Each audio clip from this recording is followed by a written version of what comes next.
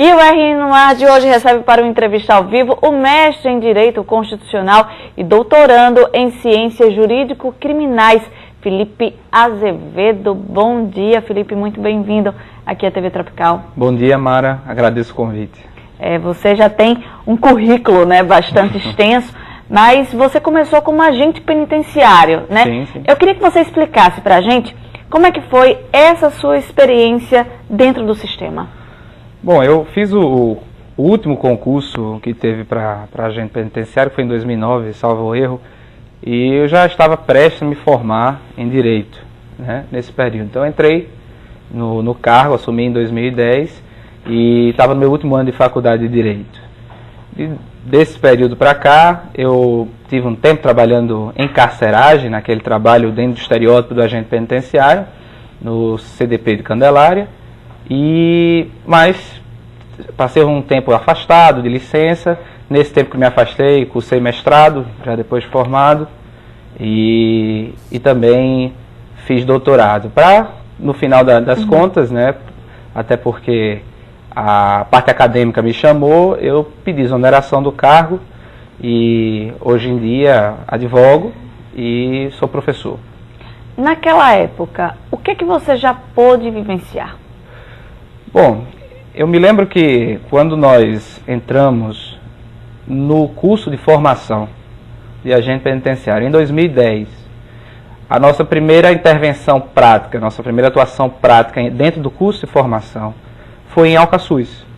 O primeiro contato com o sistema penitenciário de fato, para aquela turma de mais de 300 agentes, novos agentes que estávamos formando, né, após o concurso, fez uma intervenção, como nós chamamos, em Alcaçuz. E já naquela altura, eu fiquei surpreso como não existia o controle. Imagine que o tal pavilhão 1, que foi onde fizemos a intervenção, ele tem um formato de L. Né? É uma edificação que tem um formato de L, e a entrada dele é nessa esquina desse L, através de uma chapa de ferro, onde o agente penitenciário, quando vai entrar, ele não tem condição de enxergar o que acontece dentro. Isso era para funcionar, entretanto, porque... E os presos já soltos. Pois é, porque quando você ultrapassa essa porta de metal, essa chapa de metal, cada braço desse L deveria ter uma grade para depois ter acesso ao corredor das celas, cada um com sua grade. Mas já em 2010, essas grades já tinham sido arrancadas. E o agente penitenciário, para entrar no pavilhão, entregava a chave na mão de um apenado, para ele abrir aquela chapa de ferro, e ele, armado, até pela sua própria manutenção de segurança, né, não saberia o que viria dali, já que as grades já não existiam, as grades do pavilhão.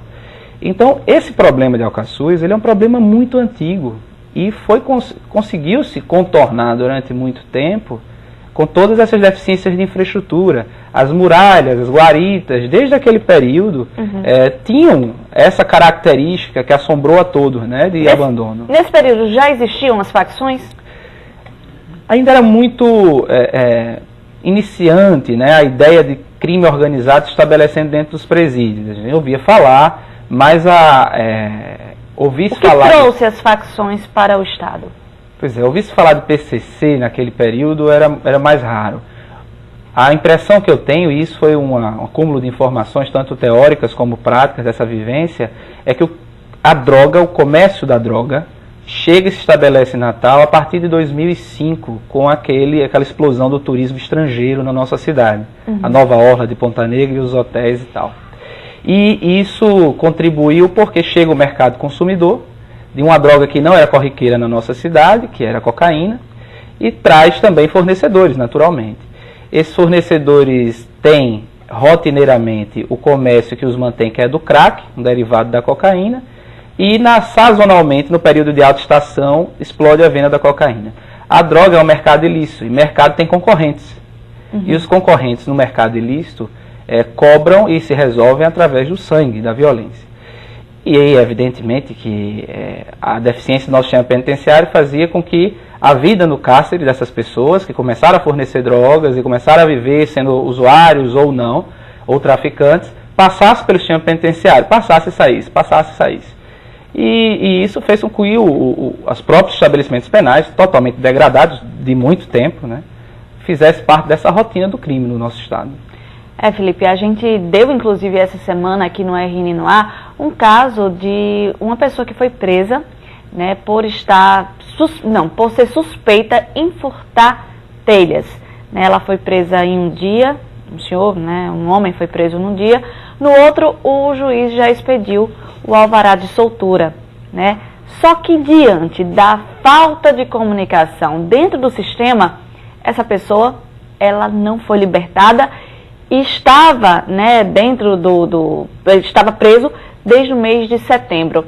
Uma pessoa como essa, por exemplo, que tem um ferimento, né, existem, né, essas facções. A facção vai lá e diz, eu te dou o remédio, agora você vai ter que entrar para a minha facção. Isso acontece? Isso acontece muito e mesmo sem a necessidade do remédio, né?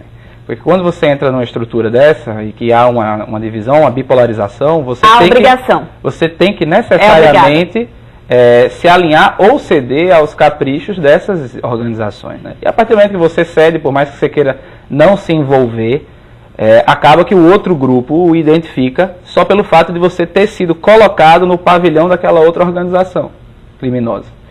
Então, isso é muito delicado. Se cobra por tudo, se cobra pelo onde vai dormir, o local, porque uma cela que cabe no máximo 6 indivíduos, podendo dormir ali, é lotada com 20, 15, 20, 25. E até o espaço do chão onde você vai deitar para dormir é cobrado. Porque se você não paga, você tem que dormir sentado ou em pé, porque não tem espaço suficiente. Então chega a esse tipo de vivência que degenera realmente esses indivíduos que praticaram crimes menores, por assim dizer, né? Uhum. E que talvez fosse bem mais fácil trazê-los de volta para uma vida da licitude, né? Uhum. Então aí é aquele ciclo, né? Quem acaba, né, que cometeu um crime que não foi tão grave, realmente acaba entrando pro crime de fato mesmo, e aí a violência aumenta e nós, trabalhadores, inevitavelmente, né, acabamos de fato sofrendo. O que os estudiosos nas academias, eles dizem em relação a essa situação de Alcaçuz em específico, ou a situação do sistema prisional aqui no estado? Existem soluções? Existem soluções, sim. Uma coisa para mim está muito claro. Nós confiamos há muito tempo no Estado, na gestão estatal desse tipo de atividade. A privatização é a alternativa? Eu vejo como, aqui no Estado a gente tem um modelo de gestão privada, que é a da APAC em Macau. Eu já visitei. Sim, pois. Uhum. A APAC, ela é uma entidade privada, sem fins econômicos, não é uma empresa, mas é uma entidade privada, que gere um estabelecimento penal sem agentes públicos. Sem agentes públicos. Não existe agente penitenciário, não existe um diretor nomeado por um cargo a partir de uma decisão do governador.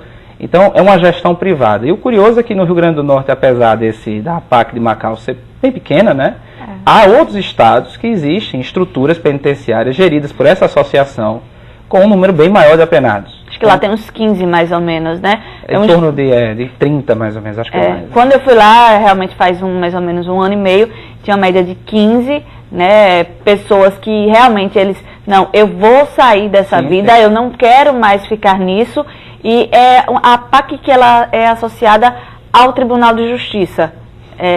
Existe, na verdade, não é que ela é associada ao Tribunal de Justiça. Há uma vinculação pequena. Há uma necessidade de que o Tribunal de Justiça, o Poder Judiciário, autorize que a PAC possa fazer aquela atividade. Por quê? Porque quem controla o cumprimento da pena dessas pessoas que praticaram crimes e foram condenadas é o Poder Judiciário.